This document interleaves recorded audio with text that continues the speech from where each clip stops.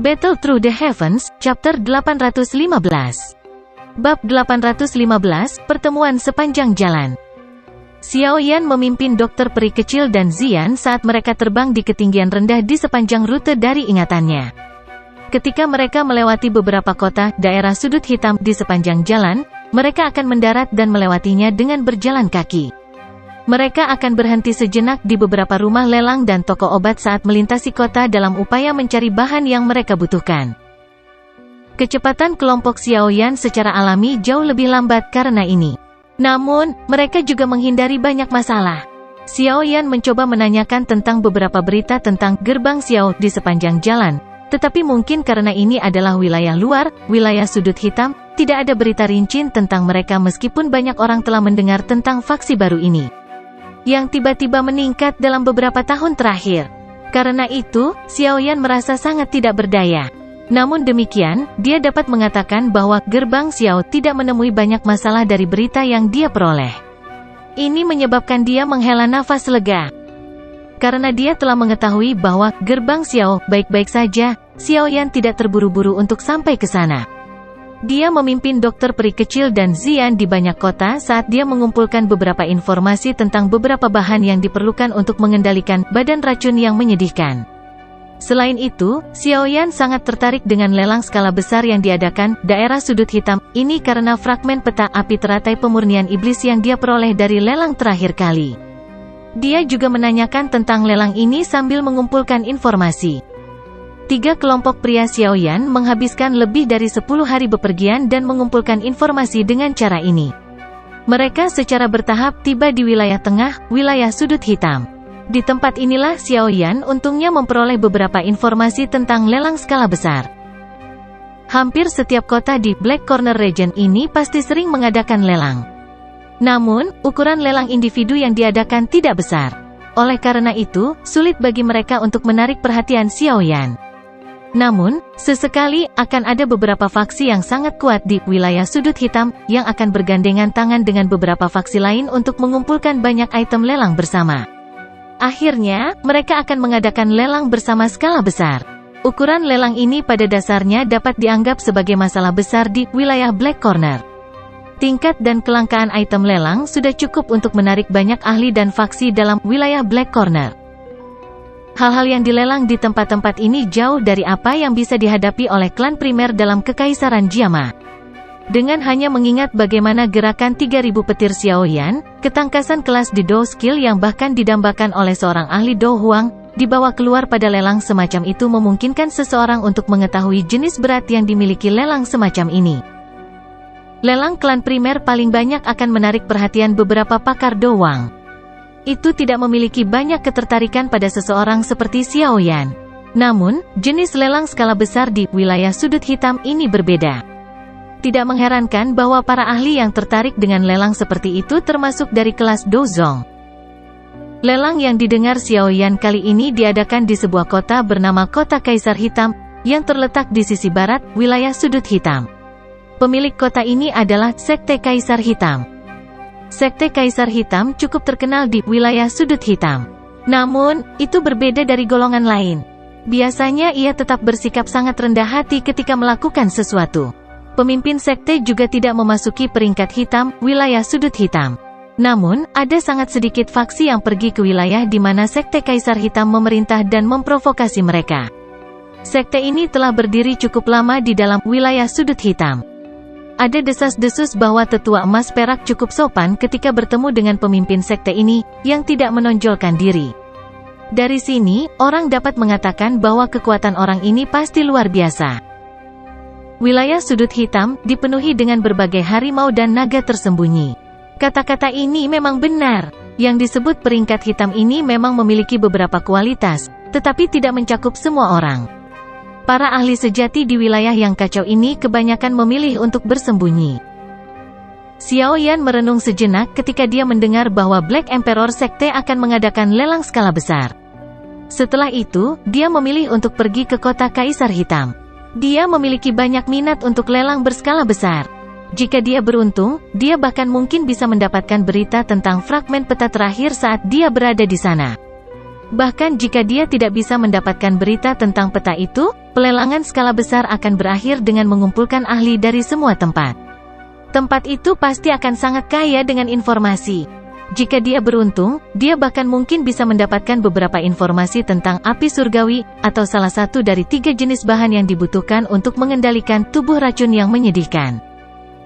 Xiao Yan tidak menunda lebih lama lagi setelah dia membuat keputusan.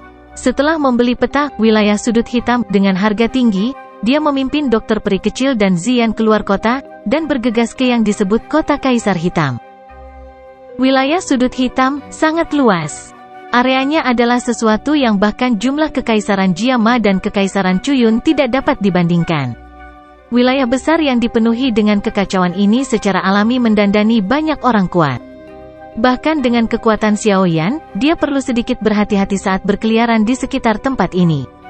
Meskipun dia telah menyebabkan cukup banyak faksi dari wilayah sudut hitam menderita kerugian di tangannya saat itu hanya sebagian kecil yang ada. Dengan pertumbuhan kekuatan Xiao Yan, bidang penglihatannya juga menjadi jauh lebih megah. Oleh karena itu, dia jelas menyadari bahwa di tempat seperti wilayah sudut hitam, secara alami tidak mungkin kekuatan tetua emas perak menjadi yang terkuat. Orang yang benar-benar menakutkan adalah orang-orang yang tidak menonjolkan diri. Oleh karena itu, seseorang harus tetap berhati-hati ketika berhadapan dengan apapun di wilayah sudut hitam. 3 sosok manusia berjalan perlahan menyusuri jalan setapak hutan pegunungan yang kecil, subur, dan hijau. Pemuda berjubah hitam di depan memegang sepotong rumput hijau di dalam mulutnya. Lengannya disilangkan di belakang kepalanya sementara wajahnya terlihat malas. Dia membiarkan sinar matahari hangat yang tersebar dari langit menyinari dirinya melalui celah di antara dedaunan. Xiao Yan, seberapa jauh kota yang hancur ini? Gadis kecil berambut ungu di belakang pemuda itu mengerutkan wajah kecilnya saat dia bertanya dengan marah. Segera, pemuda yang sedang mengunyah rumput yang mengandung sedikit rasa pahit menjawab dengan malas. Kamu sudah mengucapkan kata-kata ini lebih dari 10 kali. Ziyan segera meledak setelah mendengar kata-kata ini. Dia melompat ke Xiao Yan dan bergantung padanya seperti pemalas sementara dia menggigit secara acak. Gadis yang mengenakan gaun berwarna putih di sampingnya tersenyum saat melihat aksi Ziyan. Dia segera dan tanpa sadar menggelengkan kepalanya. Gadis kecil, berjalan juga merupakan salah satu bentuk pelatihan. Jangan terus berpikir untuk terbang sepanjang hari. Xiao Yan melirik Ziyan, yang tergantung di tubuhnya. Dia mengabaikannya saat langkah kakinya tetap stabil sementara mulutnya menunjukkan tawa. Siapa yang mau berkomitmen untuk pelatihan membosankan seperti itu? Pelatihan terbaik bagi Anda adalah memberi saya ramuan obat yang saya temukan. Ziyan menjawab dengan marah. Dia telah menemukan cukup banyak bahan obat langka selama setengah tahun ini. Pada akhirnya, semuanya telah ditangkap oleh orang yang menjijikkan ini. Selain itu, dia bahkan dengan halus mengatakan bahwa seseorang harus memanfaatkan hal-hal sebaik-baiknya. Xiao Yan mengangkat bahunya. Dia baru saja akan berbicara ketika langkah kakinya tiba-tiba berhenti. Matanya yang hitam pekat menyipit saat dia melirik ke hutan pegunungan yang jauh. Apa itu? Ziyan bertanya dengan ragu sambil mengedipkan matanya yang besar saat melihat Xiao Yan berhenti. Ada seseorang di depan yang menuju ke tempat ini. Tampaknya mereka melarikan diri. Dokter peri kecil dengan santai menyebutkannya. Dia menatap Xiao Yan ketika dia berbicara. Dia sepertinya menunggu keputusannya. Tidak perlu terlibat, kami akan terus berjalan sendiri. Xiao Yan tersenyum samar. Setiap hari, pembunuhan penuh dendam akan terjadi di wilayah sudut hitam ini. Dia tidak tertarik untuk pergi dan menyelamatkan mereka semua. 2 sosok usang muncul di tepi jalan kecil di dalam hutan pegunungan dengan cara yang menyedihkan sementara 3 kelompok pria Xiao Yan sedang berbicara. Banyak sosok hitam muncul tidak jauh di belakang mereka. Niat membunuh yang padat ditularkan meskipun mereka berjauhan. Xiao Yan akhirnya melihat kedua sosok itu saat mereka melarikan diri dengan lebih intens. Mereka adalah satu pria dan satu wanita. Pria itu berusia sekitar 30 tahun sedangkan wanita itu hanyalah seorang wanita muda. Langkah kaki pria itu terhuyung-huyung dan tubuhnya menunjukkan sedikit bekas darah. Jelas, dia terluka. Wanita muda yang mengenakan gaun ungu pucat itu tampak sedikit lebih baik. Namun, wajahnya yang sangat bergerak itu dipenuhi dengan kepanikan saat ini. Mungkin karena lukanya, tapi langkah kaki pria itu ceroboh saat dia melarikan diri, oleh karena itu dia hampir jatuh. Wanita muda itu buru-buru mengangkatnya. Sepasang mata besar yang berkilau menampakkan kelembapan karena kepanikannya. Banyak sosok hitam di belakang tiba-tiba menutup celah sementara kedua orang ini tertunda dengan cara ini. Niat membunuh yang gelap dan dingin menyebabkan punggung kedua orang ini dipenuhi dengan keringat dingin yang pekat. Pria itu mengertakkan gigi. Dia menoleh untuk melihat orang-orang yang mendekati mereka. Keputusasaan tanpa sadar muncul di dalam hatinya. Tepat ketika keputusasaan ini muncul, matanya secara kebetulan melihat 3 sosok manusia tidak jauh di depannya. Dia segera memegang sedotan terakhir dan buru-buru berteriak, "Teman di depan. Tolong ulurkan tangan dan selamatkan kami. Kami pasti akan menghadiahimu banyak setelah ini." Petik 2. Sekelompok orang yang mengejar tiba-tiba meningkatkan kecepatan mereka saat teriakan ini dikeluarkan. Akhirnya, mereka menyorot dan mengepung keduanya. Secara kebetulan, kelompok 3 orang Xiaoyan juga berada dalam pengepungan ini. "Ceka-ceka, kamu masih berpikir untuk kabur?" Seseorang berpakaian hitam menatap pasangan yang menyedihkan dari sudut pandang yang lebih tinggi saat dia tertawa dengan cara yang aneh. Keputusasaan di mata dan hati pria itu semakin padat setelah menutup jalan pelariannya. Segera, dia hanya bisa melempar matanya, yang menangis minta tolong, ke 3 kelompok orang Xiaoyan. Mata Xiaoyan menatap pria itu. Tatapannya segera menyapu wanita muda berpakaian ungu di sampingnya. Meskipun dahi yang terakhir ditutupi oleh seutas rambut hitam, setiap orang yang bermata tajam dapat melihat dengan sekilas bahwa wanita muda ini cukup cantik. Begitu dia dewasa dari waktu ke waktu, kemungkinan dia akan menyebabkan cukup banyak pria merendahkan diri di bawah roknya. Sayangnya, bagaimanapun, dia tidak memiliki cukup waktu. Anak kecil, jalan di bawah langit sangat lebar dan kita masing-masing dapat mengambil satu sisi. Tolong jangan ikut campur dalam urusan orang lain. Orang-orang berpakaian hitam juga menemukan 3 kelompok orang Xiaoyan. Mata pria yang telah berbicara sebelumnya dingin saat dia berbicara dengan suara yang dalam. "Aku hanya lewat," Xiaoyan menjawab dengan lemah. Setelah itu, pandangannya ditarik dari mata wanita muda berpakaian ungu yang penuh harapan. Ekspresinya acuh tak acuh saat dia menghindari mereka. Wajah pria dan wanita muda itu langsung berubah menjadi pucat putih saat melihat tindakan Xiaoyan. Yang terakhir dengan erat mengatupkan gigi peraknya dan dengan kejam menatap punggung Xiaoyan. Dia sepertinya tidak dapat memahami mengapa orang yang cukup tampan ini begitu pengecut. Orang-orang berpakaian hitam di sekitarnya sangat puas dengan tindakan bijaksana Xiaoyan ini. Semuanya tertawa aneh. "Teman ini, kami adalah orang-orang dari Akademi Jianan. Tolong ulurkan tangan dan selamatkan kami. Masalah ini sangat penting. Akademi pasti akan memberikan hadiah yang memuaskan setelah ini." Pria itu sepertinya tidak mau menyerah saat dia berteriak sekali lagi. "Instruktur Maidi, jangan memohon padanya. Dia tidak akan membantu. Apakah Anda benar-benar berharap bahwa orang yang cuek dan pengecut seperti ini akan mengusir orang-orang ini?" Wanita muda berpakaian ungu di sampingnya mengatupkan gigi peraknya saat dia menjawab. Tanpa diduga, Xiaoyan, yang hendak keluar dari pengepungan orang-orang berpakaian hitam, tiba-tiba menghentikan langkahnya saat suara pria itu terdengar. Bab 816, Lembah Api Iblis. Wajah pria itu langsung bersukacita saat melihat langkah kaki Xiaoyan terhenti. Namun, mata orang-orang berpakaian hitam di sekitarnya menjadi gelap dan dingin. "Anak nakal, jika Anda tidak ingin kehilangan hidup Anda harus memimpin orang-orang Anda dan pergi. Kalau tidak," suara pemimpin dari orang-orang berpakaian hitam itu gelap dan dingin saat dia berbicara. Xiaoyan benar-benar mengabaikan ancaman ini. Dia berbalik, menyipitkan matanya, dan mengamati pria dan wanita muda berpakaian ungu itu. Suaranya sedikit terkejut saat dia bertanya, "Kalian berdua adalah orang-orang dari Akademi Jianan?" Pria yang dipanggil Maidi dan wanita muda berpakaian ungu itu terkejut saat melihat perubahan sikap Xiaoyan yang tiba-tiba. Yang pertama terus berbicara dengan hati-hati, "Saya adalah instruktur Akademi Jianan. Dia adalah muridku Mo Ling." Petik 2. Xiaoyan sedikit mengangguk saat mendengar ini. Dia segera berkata sambil tersenyum, "Kalau begitu, tolong tinggalkan aku."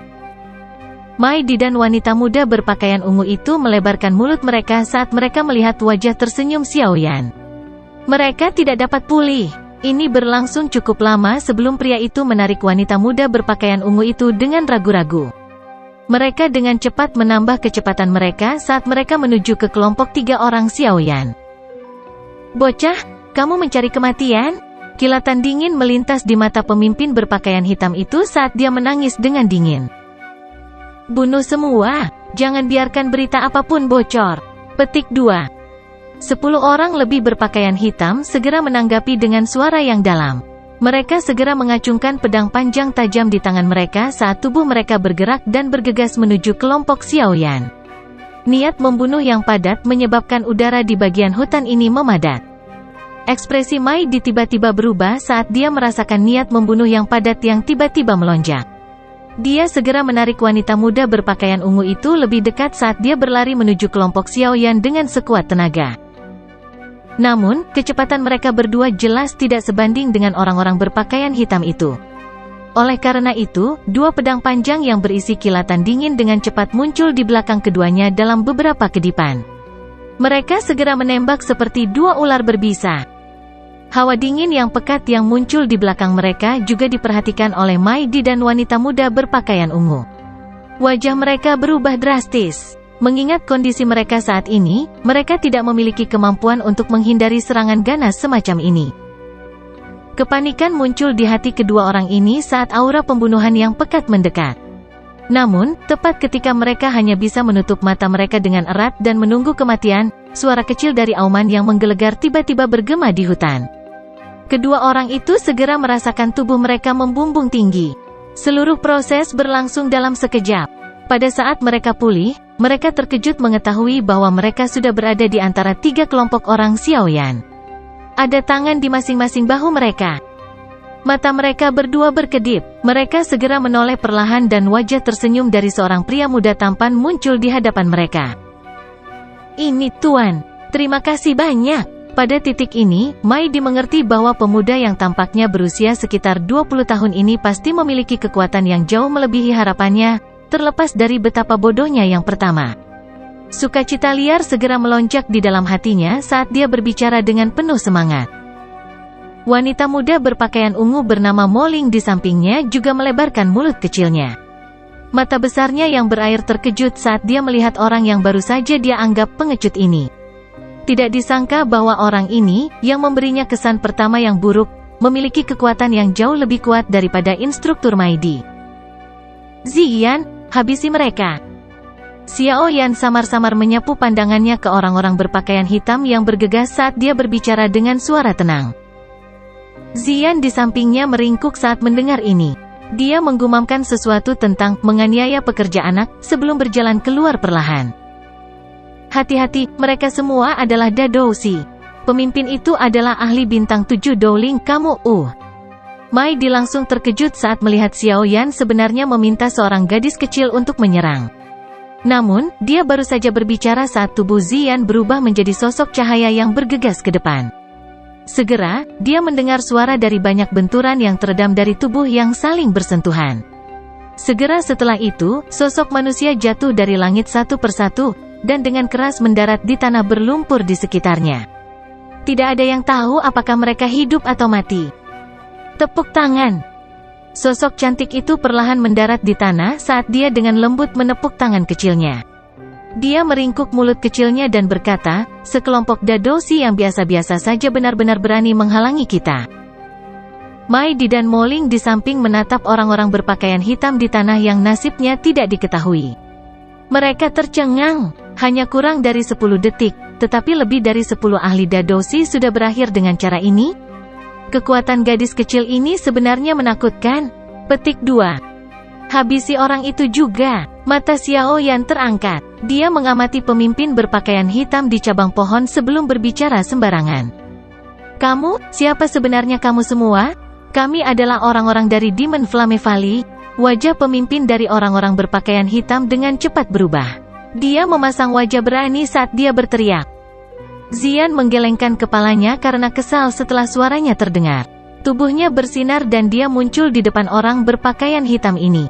Tinjunya yang kecil dikencangkan sebelum diayunkan dengan kejam ke arah orang berpakaian hitam itu. Hati orang berpakaian hitam itu sangat terkejut saat melihat kecepatan menakutkan Xian.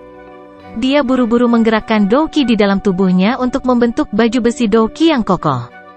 Tinju kecil Xian dengan cepat tiba saat baju besi itu terbentuk. Segera, kekuatan menakutkan terbentuk dari segala arah.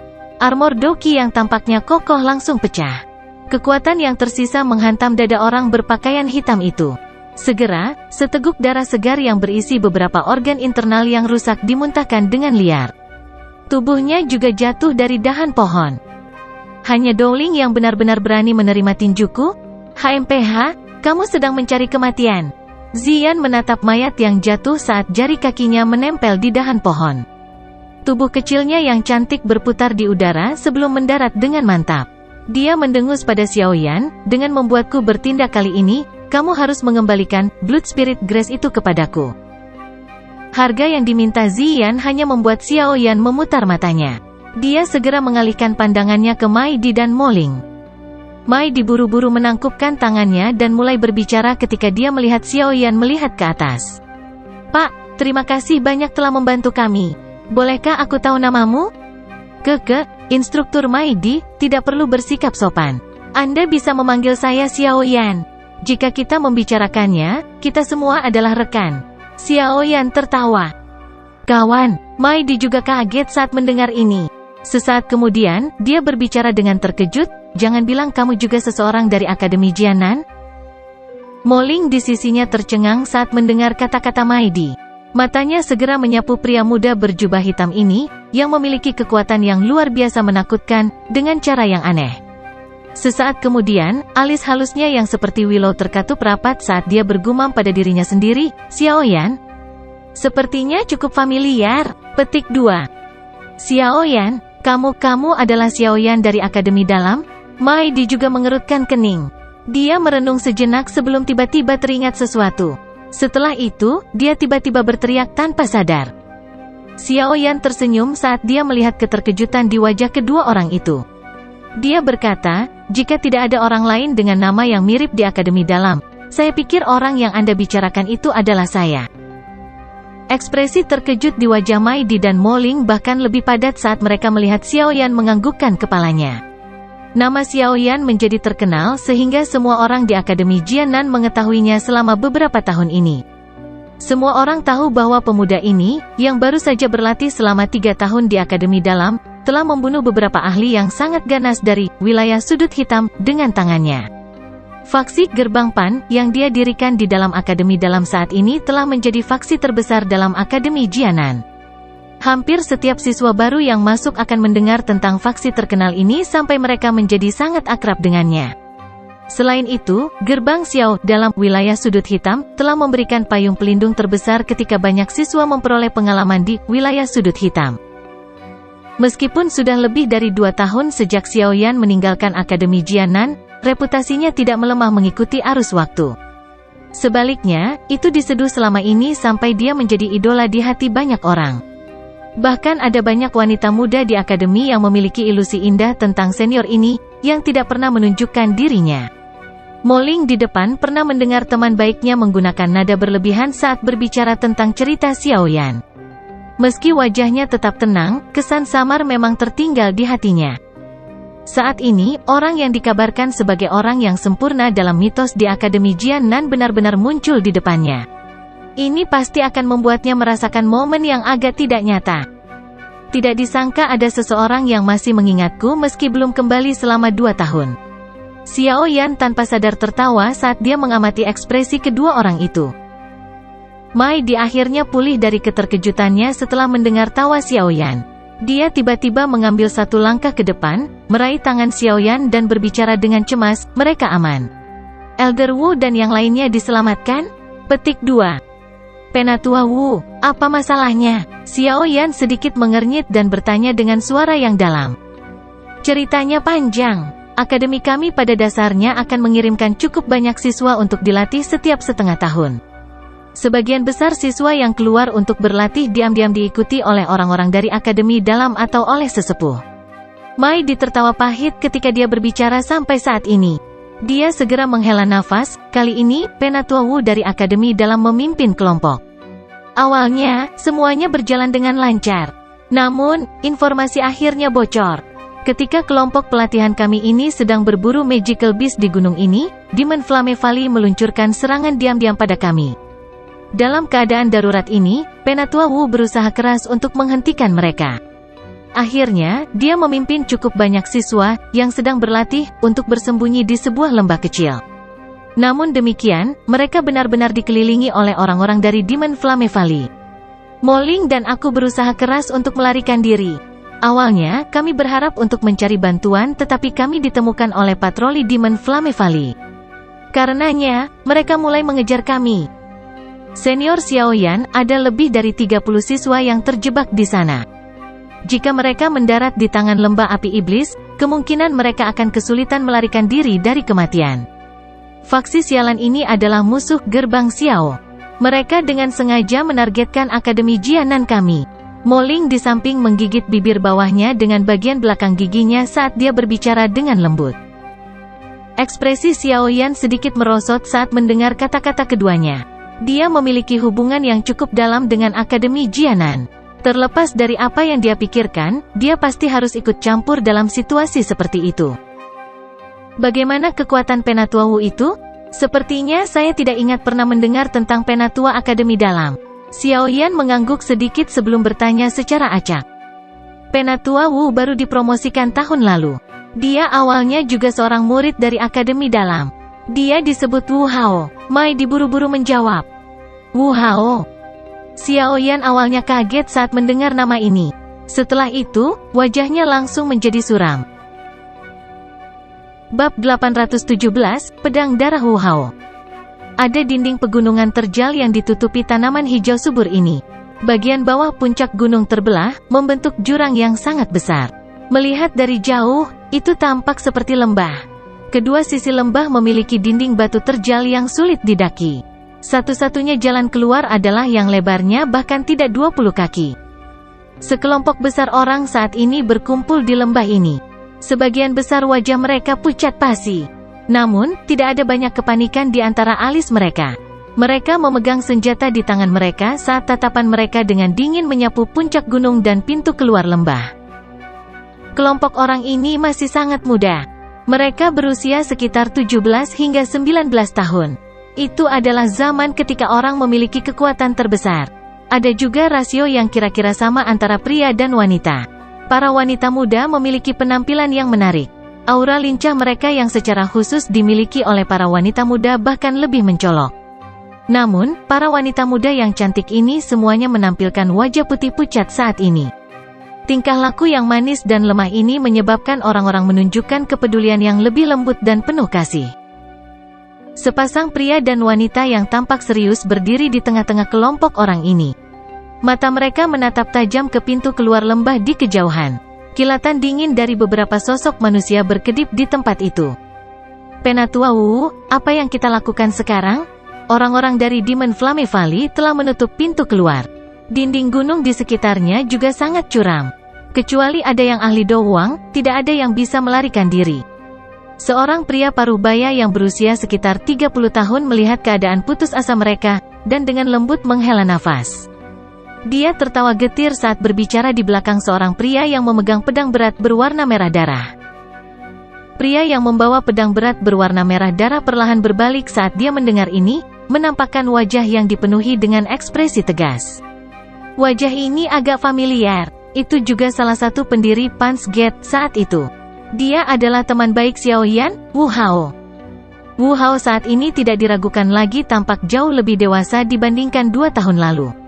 Aura berdarah yang menyebabkan hati seseorang terasa dingin juga menjadi jauh lebih redup. Tentu saja, ini tidak berarti lebih lemah. Sebaliknya, saat ini dia secara bertahap menarik aura berdarah itu ke tubuhnya. Jika dikatakan bahwa dirinya sebelumnya adalah pedang merah berdarah yang mengungkapkan semua duri, saat ini dia adalah pedang dengan ujung yang ditutupi oleh sarungnya. Secara alami, setelah sarung itu dilepas, aura berdarah tajam di dalamnya akan benar-benar meletus. Mari menunggu. Semoga Mai Di dan yang lainnya berhasil melarikan diri. Selama mereka mengirimkan pesan, setiap ahli dari akademi terdekat harus datang dan menyelamatkan kita. Wu Hao menghela nafas dan berbicara saat matanya perlahan menyapu wajah semua orang di lembah. Lembah api iblis sialan ini. Jika saya bisa keluar kali ini, saya pasti akan meminta saudara sepupu Xiao Li untuk menyelesaikan masalah ini dengan benar. Seorang wanita jangkung dan cantik yang mengenakan jubah instruktur di samping berbicara dengan dingin. Wanita itu mengenakan jubah instruktur merah yang sepertinya telah menambahkan aura dewasa dan mempesona padanya. Sudut roknya memiliki belahan yang memanjang setengah. Ketika ujung roknya bergeser, kakinya yang panjang, bulat, dan seksi akan menyebabkan murid-murid laki-laki di belakang itu secara tidak sengaja melirik beberapa kali lagi meskipun mereka dalam kondisi putus asa seperti ini. Mereka diam-diam memuji dalam hati, instruktur Xiao Yu benar-benar menjadi semakin feminin. Xiao Yu, wanita yang mengenakan jubah instruktur merah ini sebenarnya adalah kakak sepupu Xiao Yan, Xiao Yu, yang pernah tinggal di Akademi Jianan. Wu Hao samar-samar mengangguk setelah mendengar kata-kata Xiao Yu. Dia segera berbicara dengan sikap tidak berdaya, "Aku takut orang-orang itu tidak akan memberi kita kesempatan seperti itu." Ekspresinya tiba-tiba berubah ketika kata-katanya terdengar. Tatapannya tiba-tiba beralih ke pintu keluar lembah saat dia berbicara dengan suara yang dalam, "Kalian semua harus lebih berhati-hati. Lindungi siswa dengan baik." Orang-orang dari Demon Flame Valley sepertinya bergerak. Petik 2. Wajah Xiao Yu dan beberapa instruktur terkejut saat mendengar ini. Mereka segera mundur dan menyebar, mengelilingi siswa laki-laki dan perempuan muda itu. Sungguh tidak terduga bahwa itu benar-benar pedang berdarah Wu Hao yang terkenal dari Akademi Jianan. "Aku telah mendengar begitu banyak tentangmu." Sesosok manusia melintas dan bergerak di puncak gunung tempat pintu keluar lembah berada. Seseorang berjubah abu-abu mengepakkan sayap dokinya muncul di sana. Dia menatap semua orang di lembah dari sudut pandang yang tinggi dan tertawa terbahak-bahak. Ada lebih dari 10 pria berpakaian hitam berdiri di belakang pria berjubah abu-abu itu. Banyak tatapan tajam ke arah semua orang di lembah. Orang-orang dari Demon Flame Valley selalu suka menggunakan taktik licik semacam ini. "Jika kamu punya nyali, kamu harus turun dan bertarung denganku." Mata Wu Hao mengamati orang berjubah abu-abu saat dia tertawa terbahak-bahak. "Haha, reputasi Elder Pedang Berdarah sangat terkenal di wilayah Black Corner. Tentu saja, metode menyerang habis-habisan semacam itu bergema seperti guntur di telinga orang lain." Suara tawa lainnya terdengar. Segera, sosok manusia melintas dan muncul sekali lagi. Melihat sayap doki yang mengepak di punggungnya, itu jelas merupakan ahli dowang lainnya. Tatapan Wu Hao gelap dan serius saat dia melihat dua ahli dowang di atas lembah. Hatinya hancur. Kekuatannya saat ini hanyalah bintang 4 dowang. Melihat aura kedua orang ini, mereka jelas memiliki kekuatan yang sama dengannya. Jika itu pertarungan 1 lawan 1, dia memiliki keyakinan bahwa dia pasti akan mengalahkan pihak lain. Namun, jika itu 2 lawan 1, dia jelas akan dirugikan. Jika itu benar-benar mencapai tahap terakhir di mana mereka mempertaruhkan hidup mereka untuk habis-habisan, dia pasti akan menyebabkan 2 orang di sisi lain menderita kerugian besar bahkan jika dia akhirnya dikalahkan. Orang-orang ini tidak memilih untuk bertindak meskipun telah mengepung kelompok Wu Hao karena mereka takut dengan taktik bertarung habis-habisannya. Bagaimanapun, seseorang tidak hanya membutuhkan sedikit keberanian untuk benar-benar mempertaruhkan nyawanya dan berusaha sekuat tenaga. Kedua ahli dowang ini memiliki posisi yang cukup tinggi di dalam Demon Flame Valley. Mereka tidak mau berpisah dengan posisi mereka dan mempertaruhkan hidup mereka melawan Wu Hao ini. Elder Wu Hao, jika Anda mengambil inisiatif dan menyerah hari ini, saya dapat menjamin Anda bahwa kami tidak akan menyakiti siswa manapun di Akademi Jianan. "Apa yang kamu katakan?" Orang berjubah abu-abu dari sebelumnya tertawa. "Apakah Anda benar-benar memperlakukan saya seperti anak berusia 3 tahun? Jika saya benar-benar jatuh ke tangan Anda, akhir saya kemungkinan akan setidaknya 10 kali lebih buruk daripada mati dalam pertempuran." Wu Hao dengan dingin terus tertawa. "Kalian berdua pengecut hanya bersembunyi dan tidak berani melawanku secara langsung. Anda benar-benar menyebabkan Demon Flame Valley kehilangan muka." Petik 2. "Hihi, Penatua Wu, Anda tidak perlu memprovokasi kami. Saya tahu bahwa Anda menaruh harapan pada 2 orang yang telah melarikan diri. Namun, perhitungan Anda mungkin tidak sebaik yang Anda pikirkan. Seorang Dadousi terluka yang membawa beban ingin membuang dikejar oleh pembunuh elit Demon Flame Valley kita? Pakar lainnya Do Wang dengan dingin tertawa. Ekspresi Wu Hao berubah. Tinjunya juga perlahan mengencang. Selain itu, apakah kamu benar-benar berpikir bahwa kamu sendiri yang dapat melindungi mereka? Hihi, setelah tetua keempat lembah api iblis kita tiba, aku akan melihat bagaimana kamu bisa bertindak dengan arogan. Ceka-ceka, gadis kecil dari Akademi Jianan ini cukup cantik. Apalagi semuanya ditutupi dengan keangkuhan. Pada saat itu, kami mungkin dapat melelang mereka dengan harga yang cukup banyak setelah kami akan menyeret mereka kembali dan mengajari mereka dengan benar. Petik 2. Aura berdarah tiba-tiba melonjak dari tubuh Wu Hao saat mendengar tawa cabul ini. Matanya buas saat dia memelototi ahli Do Wang yang telah berbicara. Suaranya seram saat dia berbicara, bajingan dari lembah api iblis. Cepat atau lambat, aku akan membiarkan kalian semua menjadi jiwa mati di bawah pedang. Petik 2. Haha, anak nakal, kamu harus mengatakan ini setelah kamu meninggalkan tempat ini hidup-hidup. Suara padat Wu Hao hanya menyebabkan dua ahli Do Wang tertawa sambil menghadap ke langit. Tawa arogan mereka bergema di atas lembah. Wajah cantik dari banyak wanita muda memucat. Meskipun kebanyakan dari mereka memiliki beberapa latar belakang semacam ini tidak banyak berpengaruh di tempat yang kacau seperti wilayah sudut hitam. Kami hanya bisa menyerang dengan paksa sekarang. Jika tidak, kita benar-benar tidak akan memiliki kesempatan sedikitpun setelah tetua keempat dari lembah api iblis tiba. 4 instruktur, Anda akan mengikuti saya dan melakukan yang terbaik untuk memblokir mereka. Xiao Yu, kamu akan memimpin semua orang dan menyerang ke depan pada saat itu. Jangan berbalik. Wu Hao menarik napas dalam-dalam, menoleh, dan berbicara dengan suara yang dalam. Iya. Xiao Yu dengan erat menggigit bibir bawah merahnya. Dia mengencangkan tangannya yang halus, dengan jelas memahami bahwa kelompok Wu Hao akan mempertaruhkan hidup mereka untuk menghalangi sisi lain. Kalau tidak, akan sangat sulit untuk menunda dua ahli Do Wang dari sisi lain. Tangan Wu Hao perlahan mencengkeram pedang berat di punggungnya. Aura berdarah yang melonjak ke langit tiba-tiba meletus dari tubuh Wu Hao. Dia segera mengeluarkan raungan marah saat tubuhnya menyerbu menuju pintu keluar lembah sebagai sosok berdarah. Kelompok besar siswa di belakang buru-buru mengikuti. Gelombang Douki yang kuat merembes keluar. Meskipun mereka mungkin terlihat lemah secara individual, aura mereka memiliki kekuatan saat digabungkan bersama. Hihi, apakah mereka akhirnya akan pergi sekuat tenaga? Hentikan mereka. Kedua ahli Do Wang segera tertawa terbahak-bahak saat melihat tindakan kelompok Wu Hao. Mereka segera berteriak dengan suara yang dalam. Ketika teriakan mereka terdengar, puncak lembah yang awalnya kosong tiba-tiba melihat kemunculan banyak orang berpakaian hitam. Orang-orang ini bergegas turun. Mereka dengan erat mencengkeram senjata tajam mereka saat mereka menyerang kelompok Wu Hao. Membunuh. Mata merah darah Wu Hao terfokus pada gelombang manusia berpakaian hitam yang melonjak. Dia mengeluarkan raungan marah saat pedangnya yang berat menebas dengan keras. Puluhan kaki pedang besar berwarna darah bersinar keluar. Mereka mengiris beberapa orang berpakaian hitam di depannya. Darah segar berceceran. Namun, ini tidak menyebabkan serangan orang-orang berpakaian hitam melambat. Banyak sosok manusia bergegas dan dengan cepat mengepung kelompok Wu Hao.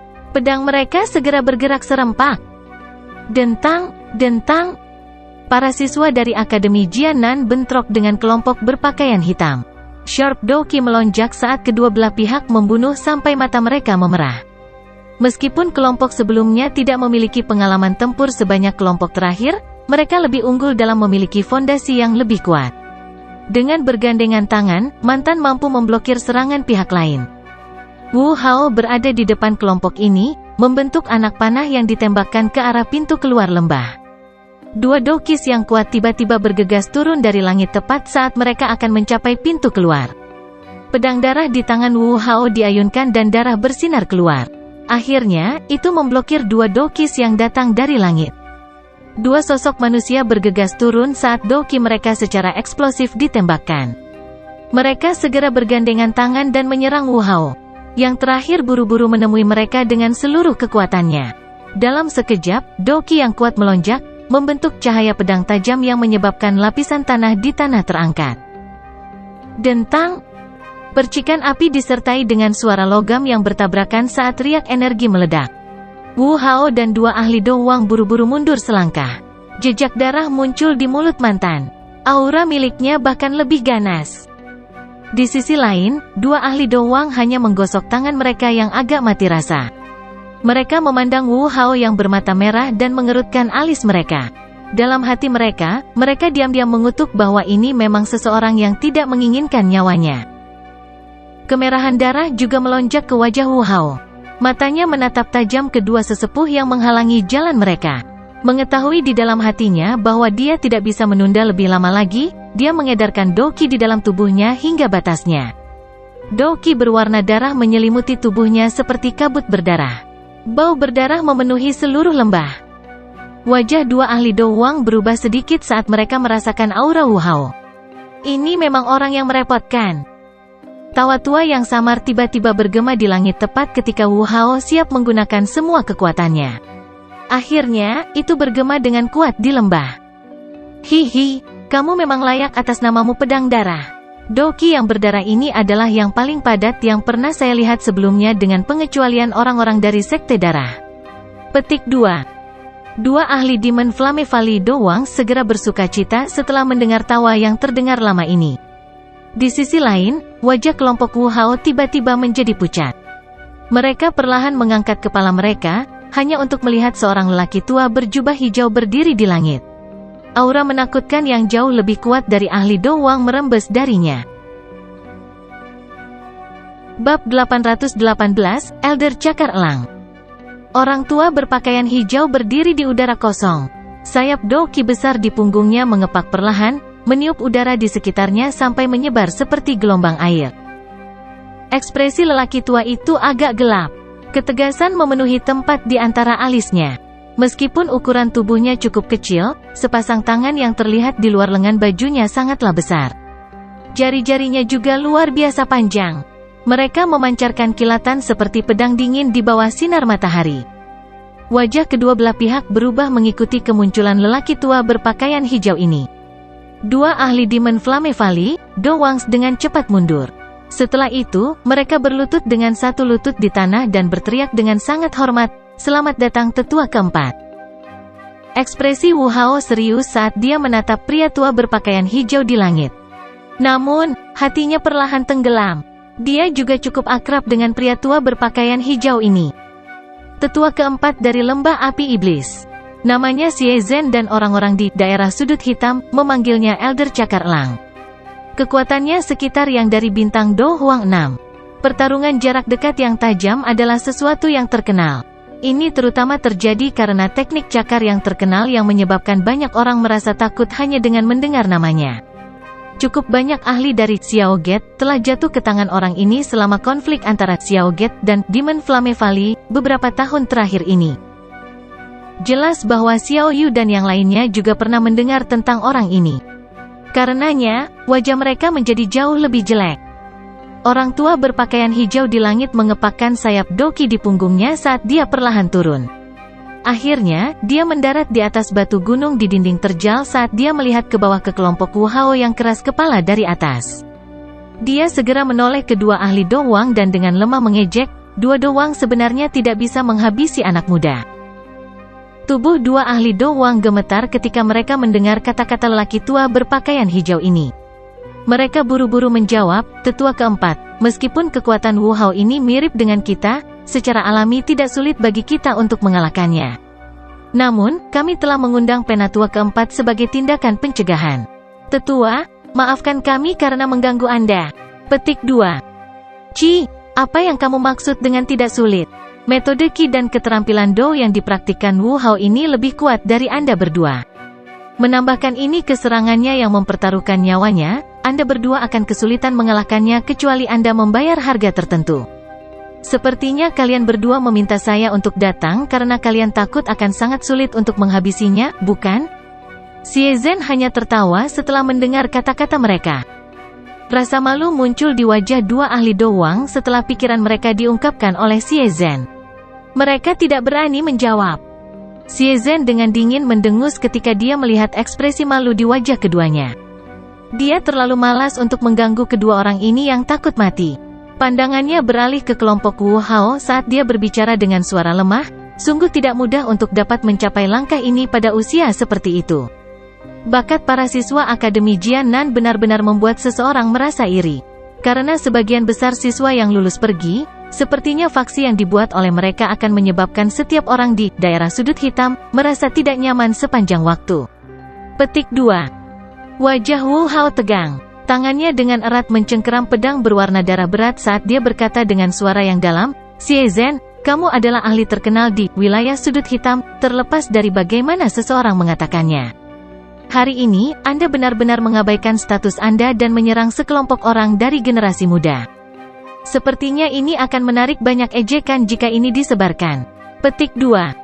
Hihi, anak nakal, ini adalah daerah sudut hitam, bukan tempat lain. Hanya pemenang yang memiliki suara terbesar di tempat ini, apapun generasi yang lebih muda atau yang lebih tua. Tidak ada hal tabu di tempat ini. Xie Zhen menggelengkan kepalanya dan menjawab dengan jijik.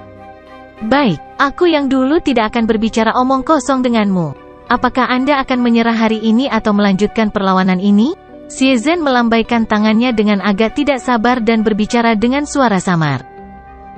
Akademi Jianan tidak memiliki siapapun yang mau menyerah.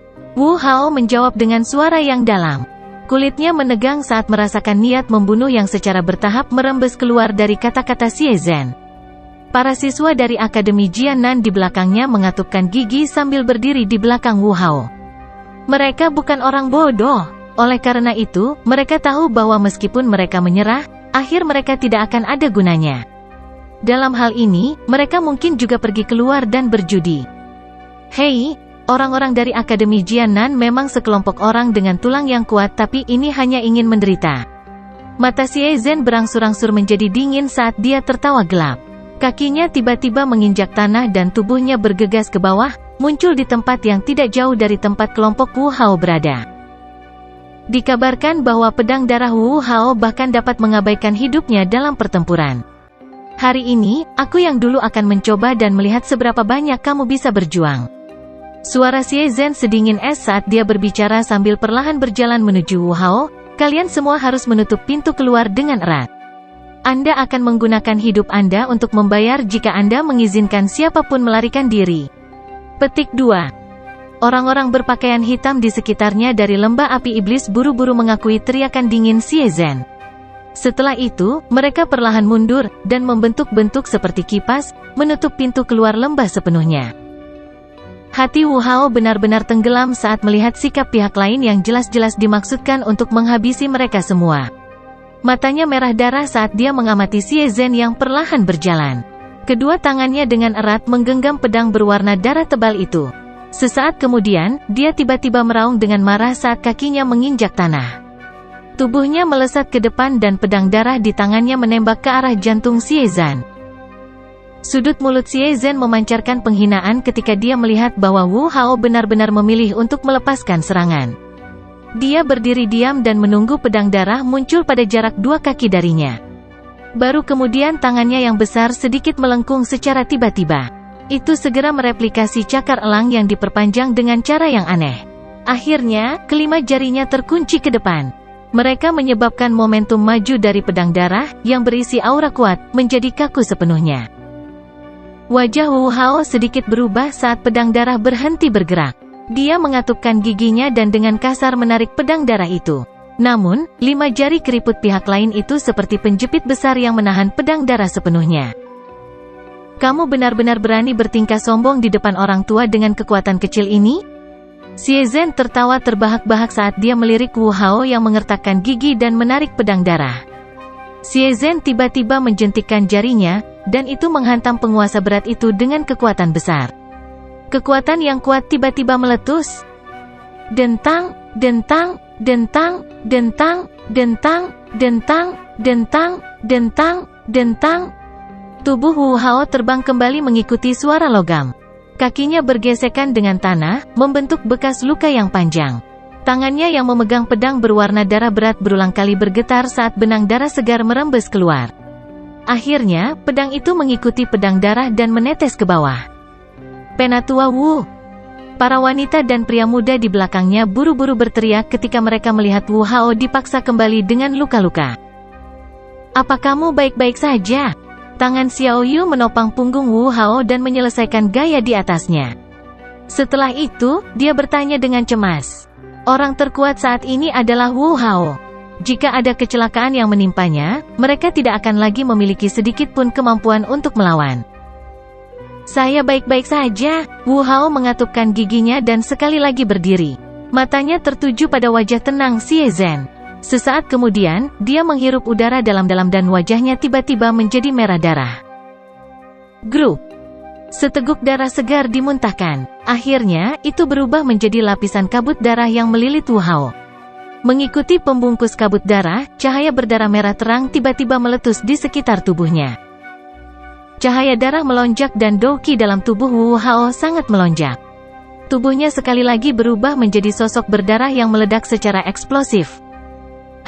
Anda memang punya beberapa trik kecil.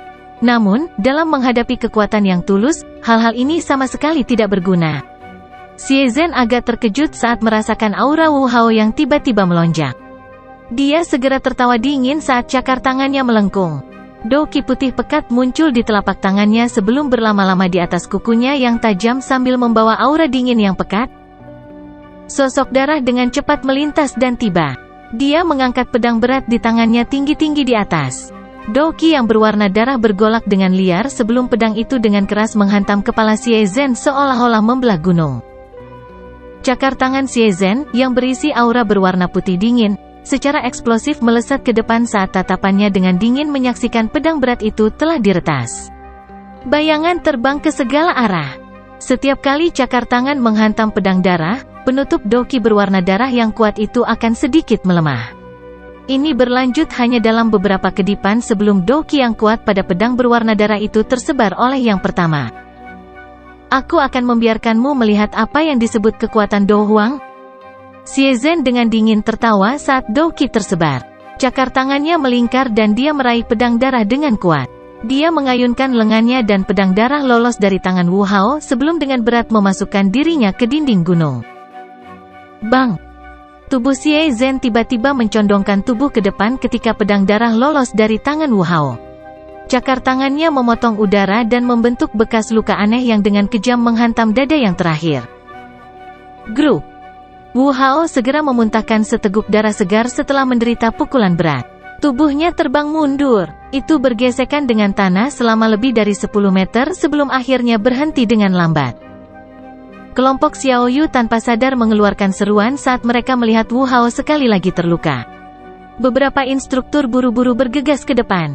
Namun, mereka akhirnya meludahkan darah dan dipaksa kembali oleh beberapa serangan angin yang tiba-tiba melonjak sebelum mereka bisa mencapai sisi Wu Hao. Dalam sekejap, tidak ada orang yang berani melangkah maju.